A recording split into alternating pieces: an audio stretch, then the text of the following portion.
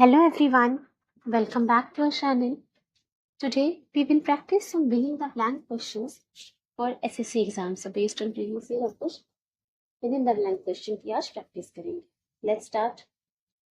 Question number 1. Rahul is dash coding. Rahul is dash coding. Skilled on, strong of, experienced in, experienced of. इसका answer क्या होगा? Rahul is dash coding. Answer हो जाएगा experienced इन. Rahul experienced है coding में. Coding में उसका अनुभव है, एक्सपीरियंस है. Experienced in. एक्सपीरियंस्ड ऑफ क्यों नहीं हो सकता? क्योंकि एक्सपीरियंस्ड अपने साथ इन प्रपोजिशन लेता है. ऑफ में एक्सपीरियंस्ड ऑफ नहीं हो सकता.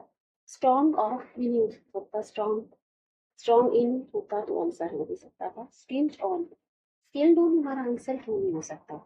स्किल्ड के साथ भी हम इन या फिर एड प्रपोजिशन यूज करते हैं. स्किल्ड इन और स्किल्ड एड समथिंग. तो यहाँ पे स्किल्ड ऑन था तो ये भी आंसर नहीं हो सकता. आंसर हो जाएगा Rahul is experienced in coding. Coding में राहुल का एक्सपीरियंस है, अनुभव है, एक्सपीरियंस. लेकिन अगर यहाँ पे लिखा होता Rahul has experience of coding होता, फिर राहुल हैज एक्सपीरियंस, फिर हम इन कोडिंग ना लगाते तो फिर हम कहते ऑफ कोडिंग.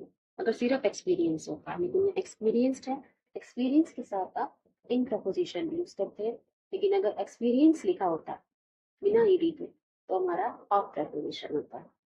आंसर हो जाएगा एक्सपीरियंस्ड इन. नेक्स्ट है the movie was released dash expected. Movie release हुई dash expected. Later than, most later than, more later than, later than. क्या आंसर होगा? The movie was released later than expected.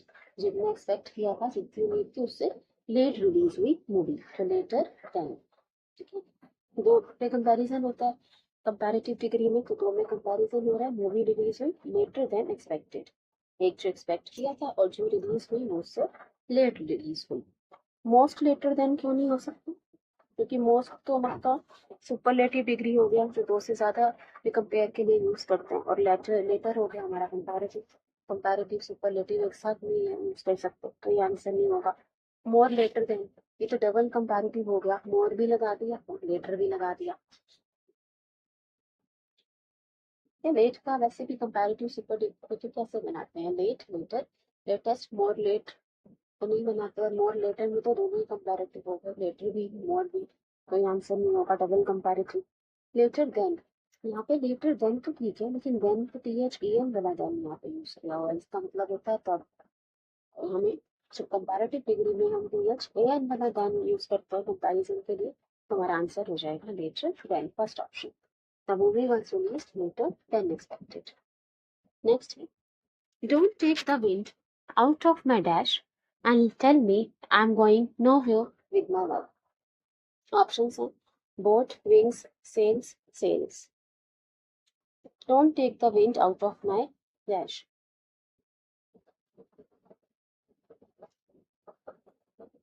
एक idiom है take the wind out of माई.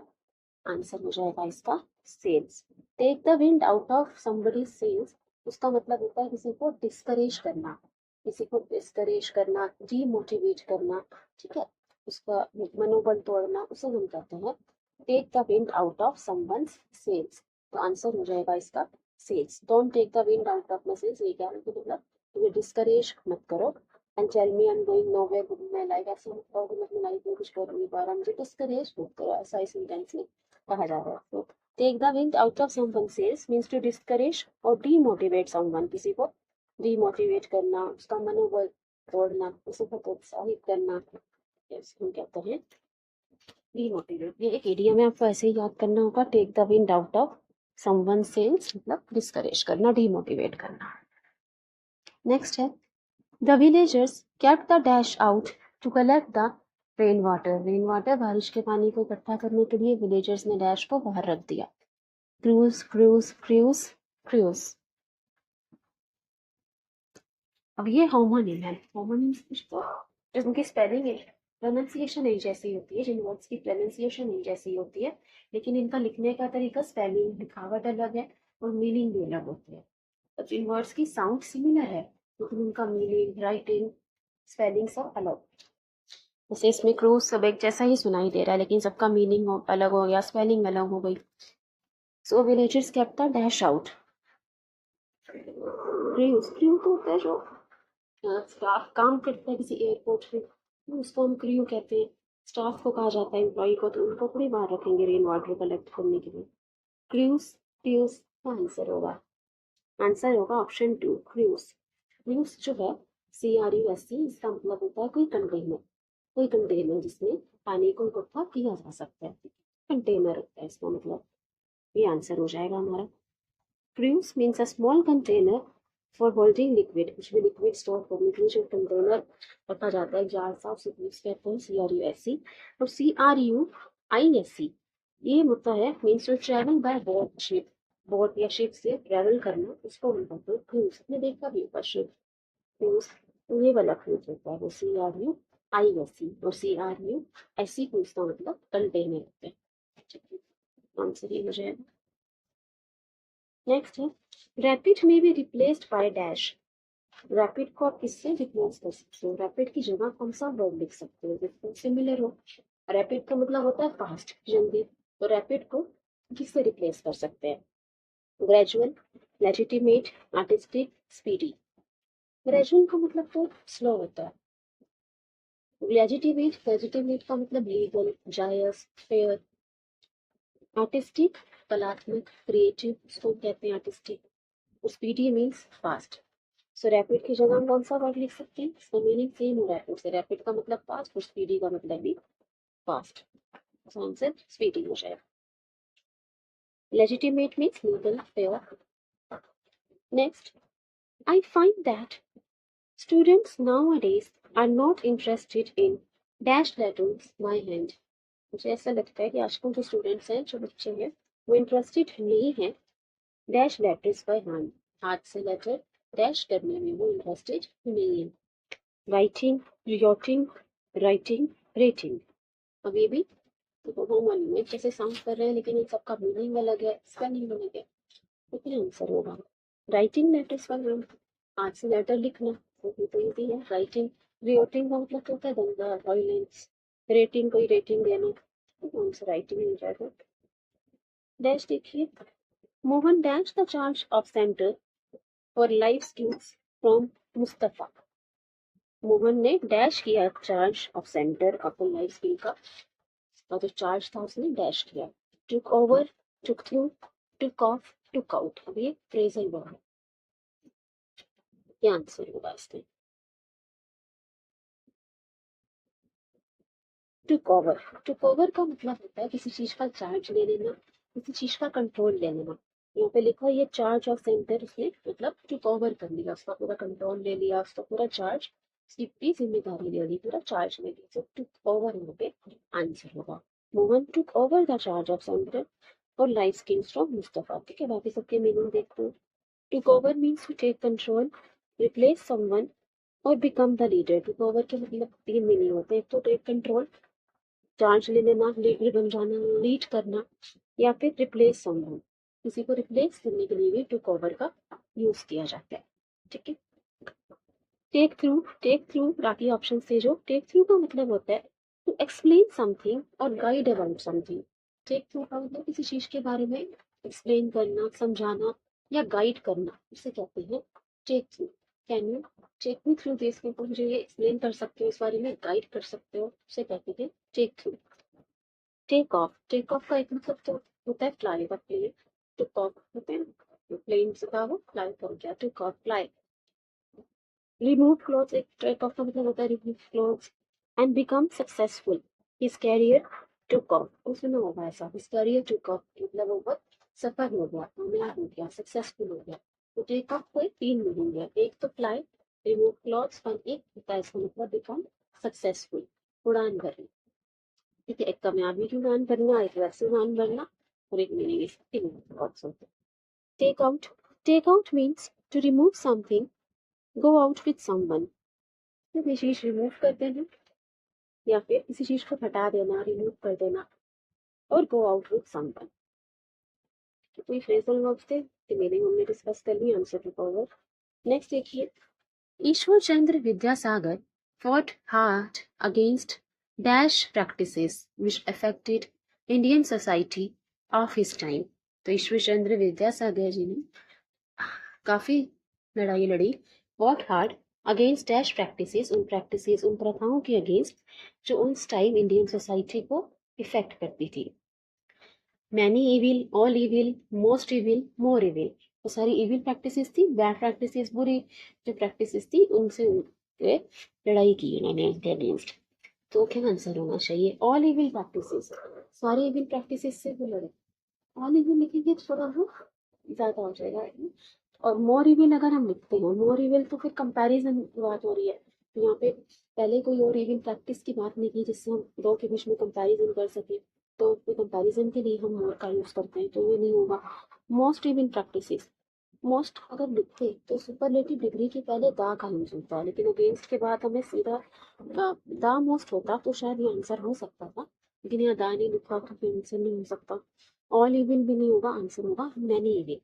बहुत सारे evil practices के against पूरी प्रथाओं के खिलाफ ईश्वर चंद्र विद्यासागर जी लड़े थे, जो उनके टाइम पे उनके समय में जो समाज में इविल प्रैक्टिसेस थी उनके अगेंस्ट उन्होंने फाइट की। Many evil. नेक्स्ट देखिए, handle this glass table with care because it is dash. जो कांच का टेबल है, ग्लास टेबल है, उसको केयर के संभाल के हैंडल करो ध्यान से, बिकॉज इट इज डैश, क्योंकि वो डैश है। Fugal, ductile, fragile, volatile. सोचो आंसर। वॉलेटाइल का मतलब क्या होता है? वॉलेटाइल का मतलब होता है चेंजेबल, अस्थायी, जो स्टेबल नहीं है, चेंज होता रहता है, उसे हम कहते हैं वॉलेटाइल। तो टेबल वॉलेटाइल थोड़ी है, चेंज थोड़ी होता है। डक्टाइल, डक्टाइल तो आपने सुना होगा केमिस्ट्री में, तो साइंस के स्टूडेंट्स ने अच्छे से पता होगा कि वायर्स में चेंज करने की जो कैपेबिलिटी होती है, वायर में कन्वर्ट करने की, उसे कहते हैं डक्टाइल। तो यहाँ पे वायर में टेबल को तो कन्वर्ट नहीं करते। फ्यूगल या फ्रेजाइल। फ्यूगल, फ्यूगल का मतलब होता है इकोनॉमिकल, इकोनॉमिकल जो वेस्टेज नहीं करते, पैसे सोच समझ के खर्च करते हैं, उसे हम कहते हैं फ्यूगल। ठीक है, इकोनॉमिकल, सोच समझ कर जो पैसे को खर्च करते हैं, तो ये भी आंसर नहीं होगा। टेबल इकोनॉमिकल कैसे होगा? टेबल थोड़े सोच समझ कर पैसे खर्च कर रहे, ऐसे नहीं करते। आंसर हो जाएगा फ्रेजाइल। फ्रेजाइल का मतलब होता है नाजुक, डेलिकेट। तो टेबल को, ग्लास टेबल है, कांच का टेबल है, तो उसको थोड़ी ध्यान से हैंडल करो क्योंकि वो डेलिकेट है, टूट सकता है, फ्रेजाइल है, नाजुक है, तो फ्रेजाइल आंसर होगा। Frugal means simple, economical. ठीक है, जो सिंपल से लाइफ होते हैं, इकोनॉमिकल, ज्यादा शो ऑफ नहीं करते, ज्यादा पैसे नहीं खर्च करते। Ductile means drawn into wire, वो एक मेटल की कैपेबिलिटी होती है, उसको वायर में कन्वर्ट हो सकता है। वॉलेटाइल मीन्स चेंजेबल, अनस्टेबल, अस्थायी। आंसर फ्रेजाइल हो गया। Next, we must dash help to the homeless and physically disabled people. हमें हेल्प डैश करनी चाहिए होमलेस को, जिनके पास घर नहीं है, और फिजिकली डिसेबल पीपल है, उनको हमें हेल्प डैश करनी चाहिए। Render help, donate help, exert help, contribute help. देखो, डोनेट और हेल्प नहीं करोगे, डोनेट को तो होता है कोई दान दक्षिणा देना, तो डोनेट कोई चीज को की जाएगी, डोनेट हेल्प नहीं होगा। एक्सर्ट हेल्प, एक्सर्ट का मतलब होता है कोई प्रेशर फोर्स लगाना, तो वो भी हेल्प की बात कर रहे हैं। कंट्रीब्यूट उनको हो गया योगदान देना, वी मस्ट कंट्रीब्यूट हेल्प ही नहीं होगा, आंसर होगा provide help. Render help, render means provide, देना, give. We must provide help, render help, हमें सहायता करनी चाहिए लोगों की जो जिनके पास घर नहीं है, जो होमलेस है, फिजिकली डिसेबल्ड है। सो आंसर इसमें रेंडर हो जाएगा। Next, the government has warned the traders not to dash onions. Government ने, सरकार ने ट्रेडर्स को, जो अनियंस को बेचते हैं, उन्हें वार्न किया है, ठीक है, उन्हें चेतावनी दी है, नॉट टू डैश अनियंस, की अनियंस को डैश ना करें। Gross onions, odd onions, combined onions, bulk onions. Gross क्या होता है? ग्रॉस का मतलब क्या होता है? टोटल, टोटल की, जैसे इकोनॉमिक्स में जो बच्चे लोग पढ़ते हैं उन्हें पता होगा, जैसे gross national product, gross domestic product होता है टोटल एक कंट्री का, तो ग्रॉस का मतलब क्या? टोटल हो गया।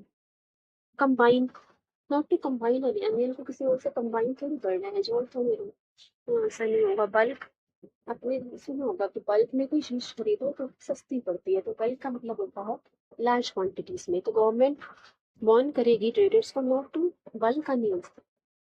बल्क को करे मतलब लार्ज क्वांटिटी कोई सेंस नहीं दे रहा। ग्रॉसरी आंसर होगा होर्ड। होर्ड का मतलब क्या? होर्ड का मतलब होता है स्टोर कर लेना, जो पहले से ऊपर अनियंस को जैसे स्टोर करके रख लिया, फिर जब महंगे हो तब उसे बेचते हैं। तो होर्ड का मतलब होता है इनलीगली स्टोर करके रखना वेजिटेबल्स। तो आंसर होर्ड हो जाएगा। Means to store secretly.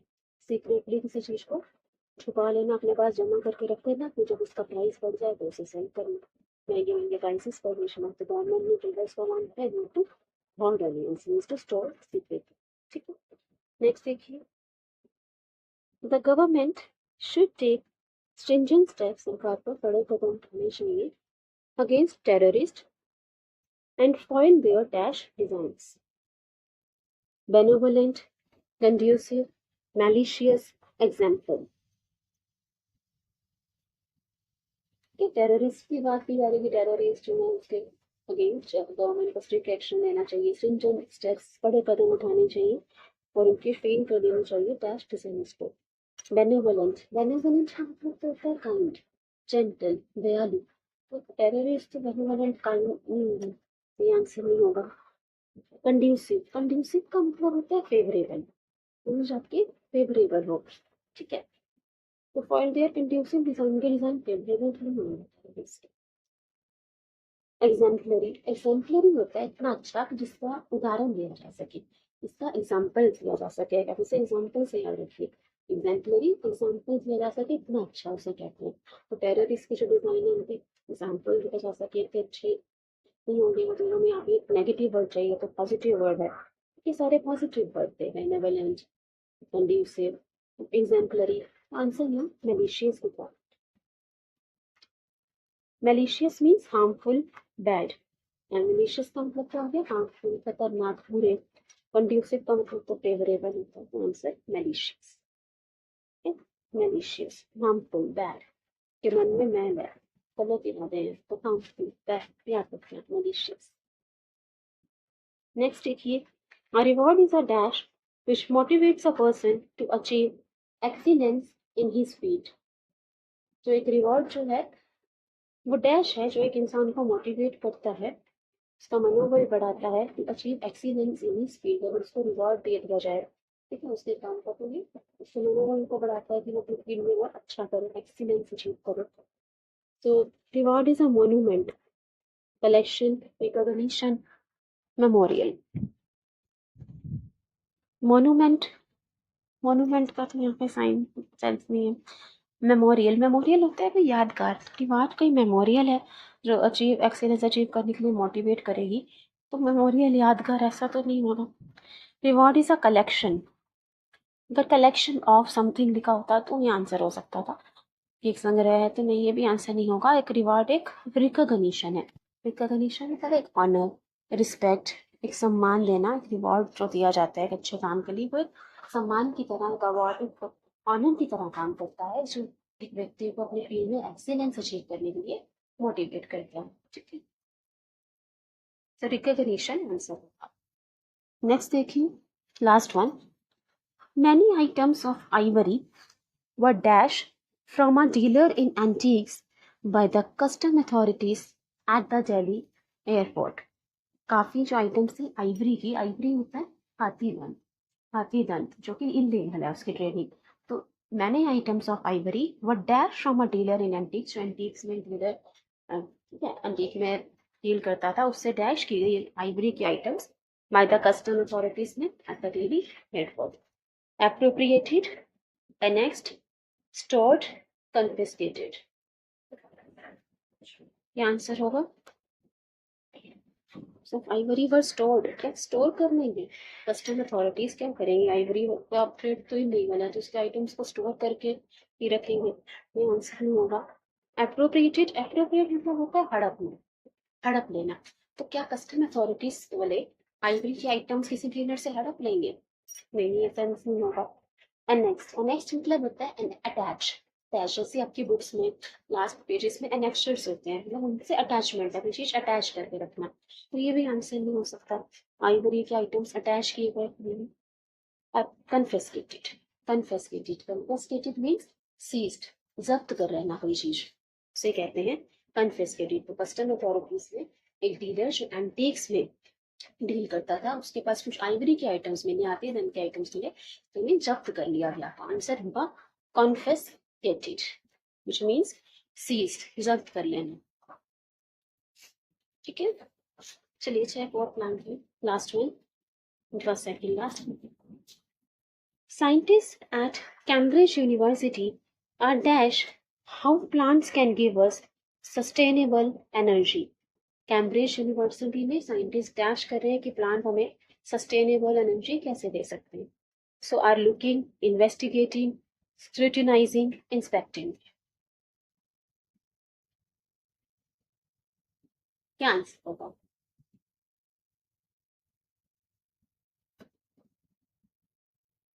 ये आंसर हो जाएगा इन्वेस्टिगेटिव। साइंटिस्ट ये इन्वेस्टिगेट कर रहे हैं कि प्लांट्स हमें सस्टेनेबल एनर्जी कैसे दे सकते हैं। देखो मीनिंग सबके सिमिलर ही थे। Investigating means to carry out research और study in a project.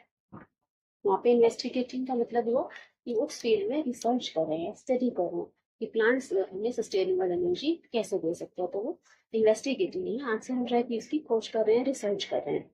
Scrutinise का मतलब होता है टू एग्जामिन थॉरली, किसी चीज को अच्छे से एग्जामिन करना, उसकी जांच करना। Inspect means to look closely at something to discover its shortcomings.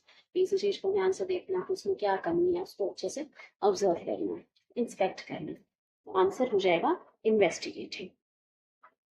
So thank you everyone. I hope you liked it. Please like, share and subscribe. Thank you.